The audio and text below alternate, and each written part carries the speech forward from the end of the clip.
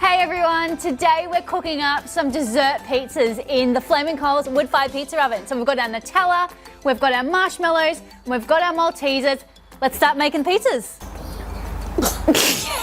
One at a time.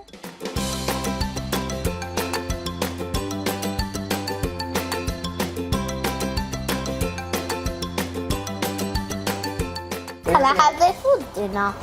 You want that for dinner? Nom nom nom. Are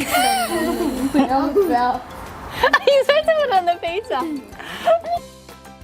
Can I try?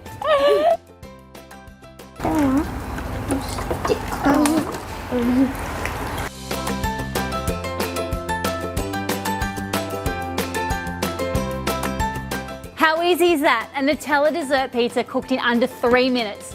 Let's slice it up and dig in. Not eating it.